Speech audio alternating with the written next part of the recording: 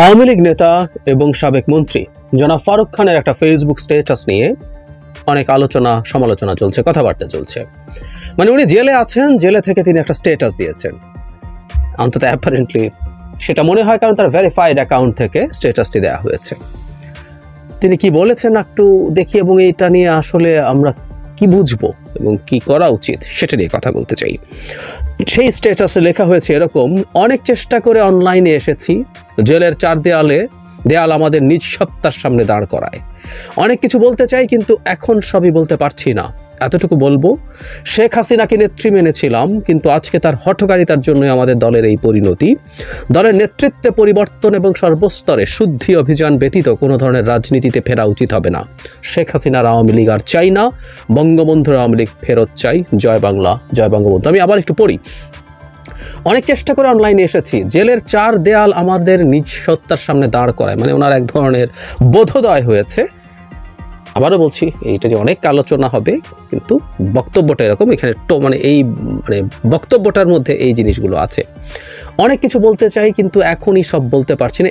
এতটুকুই বলবো, শেখ হাসিনাকে নেত্রী মেনেছিলাম, কিন্তু আজকে তার হঠকারিতার জন্য আমাদের দলের এই পরিণতি। কথাগুলো খুবই সঠিক, খুবই খাঁটি কথা। দলের নেতৃত্বে পরিবর্তন এবং সর্বস্তরে শুদ্ধি অভিযান ব্যতীত কোনো ধরনের রাজনীতিতে ফেরা উচিত হবে না। Very true. শেখ হাসিনার আওয়ামী লীগ আর চাই না, বঙ্গবন্ধুর আওয়ামী লীগ ফেরত চাই। জয় বাংলা, জয় বঙ্গবন্ধু। মানে বঙ্গবন্ধুর আওয়ামী লীগ ফেরত চাই। বঙ্গবন্ধুর আওয়ামী লীগেও কি ছিল? বঙ্গবন্ধু, তাদের বঙ্গবন্ধু শেষ পর্যন্ত তার নিজের দলকে নিজের হাতে ধ্বংস করে শেষ করে বাকশাল তৈরি করেছিলেন। তিনি যখন মারা যান, হত্যাকাণ্ডের শিকার হন, তখন আওয়ামী লীগ বলে কিছু এক্সিস্ট করে না, তখন বাকশাল এক্সিস্ট করতো। উনি অবশ্য বঙ্গবন্ধুর আওয়ামী লীগের কথা বলছেন। যাই হোক, সেসব তর্কে যাচ্ছি না। যে আলোচনাটা খুব স্বাভাবিকভাবেই হচ্ছে সেটা হলো, একজন কারারুদ্ধ মানুষ কিভাবে তার ফেসবুকে এরকম স্ট্যাটাস দেয়। দুটো প্রবাবিলিটি। একটা হচ্ছে এটা হ্যাকড হয়েছে। আমি দেখেছি আওয়ামী লীগের বিভিন্ন জায়গা থেকে এই ধরনের মন্তব্য বিভিন্ন জায়গায় করা হচ্ছে যে তার অ্যাকাউন্ট হ্যাকড হয়েছে, তার বক্তব্যকে সিরিয়াসলি নেওয়ার দরকার নেই। এটা একটা। আরেকটা হচ্ছে কেউ তাকে দিয়ে করাচ্ছে চাপের মুখে। আমি কোনোভাবেই বিশ্বাস করি না ফারুক খানের মতো একটা নোংরা আওয়ামী লীগের বোধোদয় হবে। এরা সব শেখ হাসিনার মতো, এবং গোপালগঞ্জের লোক শেখ হাসিনার মতোই তারা সাইকোপ্যাথ। এবং আমরা নিশ্চয়ই জানি তার ভাই জনাব আজিজ খান সামিট আওয়ামী লীগের লুটপাট করার ক্ষেত্রে সবচেয়ে সিগনিফিক্যান্ট অলিগার্কের টপ 2-3 জনের একজন সামিটের আজিজ খান। সো ওনার বোধোদয় হয়েছে, ওনাকে বুঝিয়ে শুনিয়ে ফোন দেওয়া হয়েছে, উনি স্ট্যাটাস দিয়েছেন। হতে পারে না। তাহলে তাকে চাপ দিয়ে করা হয়েছে, তার কাছ থেকে তার অ্যাকাউন্টের ইনফরমেশন নিয়ে চাপ দিয়ে কেউ না কেউ এই কাজটা করিয়েছে। সেই সম্ভাবনাও আছে। দুটোর একটা, হ্যাক হওয়া বা কেউ চাপ দিয়ে করিয়েছে।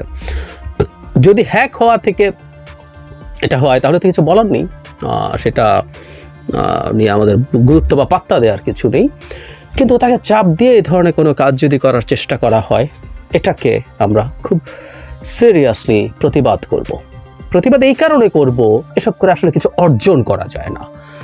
চাপ দিয়ে নানা রকম কথা বলানো যেতে পারে, বলতে বাধ্য করা যেতে পারে। যেহেতু সময় এখন তাদের পক্ষে না, তারা এখন নানা কিছু করার চেষ্টা করতে পারেন, কিন্তু এগুলো করে আসলে দিনের শেষে খুব বেশি অর্জন হবে না।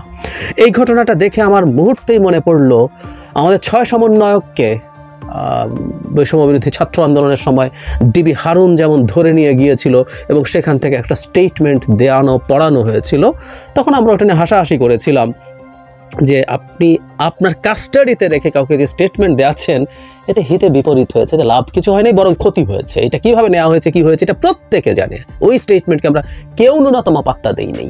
হয়েছে তো, এই যে হাসনাত, সার্জিস, নাহিদ, আসিফ, এরা সবাই ছিলেন, তাবাসসুম আরেকজন, মানে মোট 6 জন ছিলেন। তো এটাকে আমরা কেউ তো পাত্তা দেই নাই। ঠিক একইভাবে কাস্টাডিতে থাকা একটা মানুষ সুর করে এত ভালো কিছু হয়ে গেছে, এটা সন্দেহ তৈরি করে। এবং এটা একই ধরনের চর্চা। এটা করে আসলে যদি কেউ চাপের মুখে তাকে এটা করিয়ে থাকেন, কৌশলের মাধ্যমে করিয়ে থাকেন, এটাতে কিছু অর্জন করা যায়নি, বরং ক্ষতি হবে। এতে গ্লোবালি এই আলাপ আওয়ামী লীগ করতে পারবে যে সরকারের কাস্টাডিতে থাকা কারা অন্তরীণ আওয়ামী লীগ নেতাদেরকে চাপ দিয়ে সরকার এই ধরনের কাজ করাচ্ছে। এটা ইন এনি কনসিডারেশন মানুষের মানবাধিকার বিরোধী কাজ। এটা তাদের হাতে অস্ত্র তুলে দেয়। সুতরাং অতি উৎসাহী কেউ যদি করে থাকে, সরকারের আমার মনে হয় খোঁজ খবর নেওয়া দরকার। কোনো এজেন্সি যদি করিয়ে থাকে, এই ব্যাপারে সরকারের কঠোর পদক্ষেপ নিতে হবে। এটার ব্যাপারে যারা করেছে তাদের বিরুদ্ধে অ্যাকশন, এবং ভবিষ্যতে এই ধরনের কিছু যাতে না হয় এই চেষ্টা করতে হবে। আওয়ামী লীগ যদি মনে করে, আওয়ামী লীগের অন্য মানুষজন তারা যদি স্পন্টেনিয়াসলি মনে করে, আবারও বলেছি এই স্টেটমেন্টের মধ্যে নিশ্চিতভাবে কিছু গুরুত্বপূর্ণ কথা আছে। শেখ হাসিনার নেতৃত্বই এই দলটা ধ্বংস ডেকে এনেছে, অসংখ্য মানুষকে বিপদের মুখে ঠেলেছে, এবং ফলে দেশটাকে শেষ করে দিয়েছে শেখ হাসিনা। এই দানবটা আমাদের এখানে রাষ্ট্র ক্ষমতায় থাকার কারণে এগুলো সত্য। সুতরাং তাকে বাদ দিয়ে নতুন নেতৃত্বের মাধ্যমেই আওয়ামী লীগ পুনর্গঠিত হতে পারে, এই কথাগুলো একেবারেই সঠিক। যদি আওয়ামী লীগ নামে রাজনীতি করার সুযোগ এই দেশের জনগণ রাখার ব্যাপারে সিদ্ধান্ত নেয়, এগুলো সব ঠিক আছে। এগুলো যদি হয় এগুলো স্পন্টেনিয়াসলি হতে হবে। এরকম কাস্টাডিতে থাকা কাউকে দিয়ে এই ধরনের মন্তব্য করানো হলে না আমাদের ওই ডিবি হারুনের 6 সমন্বয়কের গল্পটাই মাথায় আসে। প্লিজ এসব হঠকারী সিদ্ধান্ত কোনোভাবেই যেন করা না হয়, এবং যারা করবে তাদের বিরুদ্ধে সরকার যেন ব্যবস্থা নেয়।